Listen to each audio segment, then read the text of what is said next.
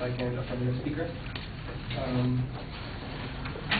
The first point that the negative made was that there is no problem with Section 203, and it states that the information is subject to any limitations on the unauthorized disclosure of such information.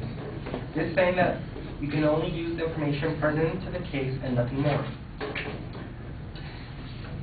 And he later goes on to talk about the 9/11 Commission report and how it suggested for checks and balances. However, he failed to mention that the suggestion was not taken into consideration. According to Reform the Patriot Act .org, there was no update on the checks and balances needed to ensure those surveillance powers include proper judicial oversight. The second claim is that the information that they are looking into.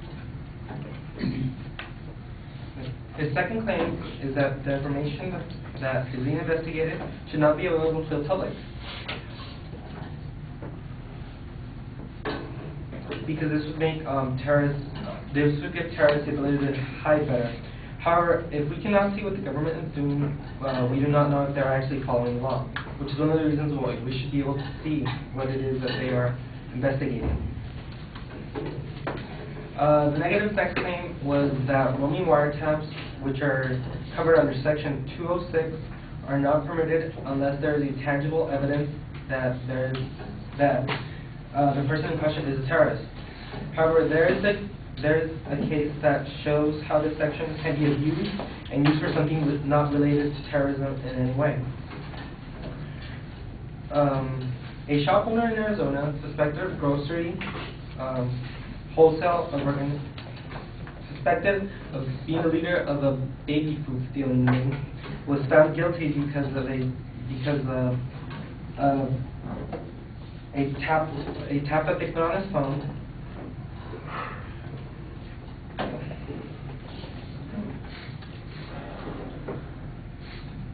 And he was convicted. Now, I'm not saying that this was it was bad that he was convicted, because he did commit a crime. But the reason that they were allowed to put a wiretap on his phone was because of the Patriot Act, Section 206. However, even after he went to court, he was not charged with any crimes related to terrorism. This example shows us the abuse, how people can abuse the Patriot Act for something not even remotely related to terrorism.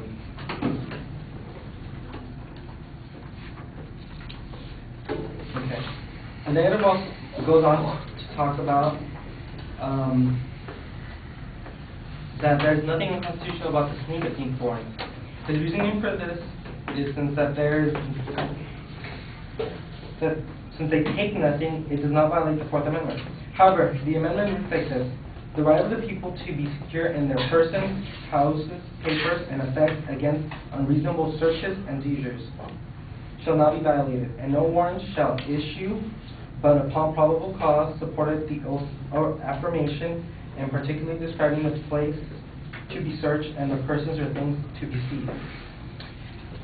Though it does mention seizures, the first part of the amendment talks about searches. As long as, if there is a search that is not because of probable cause, it still violates the Fourth Amendment.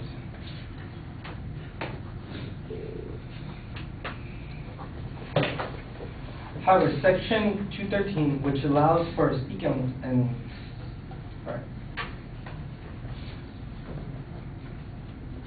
peek warrant. Section 213, which allows for sneak and peek warrants, is not limited to terrorism cases.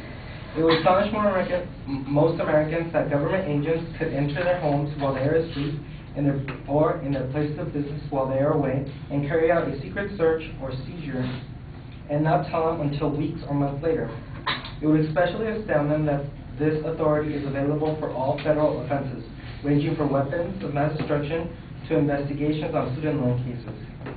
That is what Section 213 of the Patriot Act authorizes. The Justice Department has admitted that it has used Section 213 to sneak and peek authority in nonviolent cases having nothing to do with terrorism.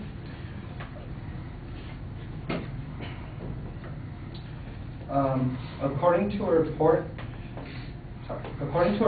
on the Justice Department on sciencelaw.org,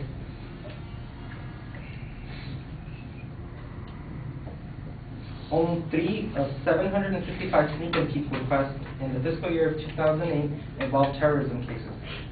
According to a July 2009 report, the Administrative Office of the U.S. Court, 65% of those were drug cases, and only 5% were for terrorism cases. As you have seen, sneak and peek is not, though it was meant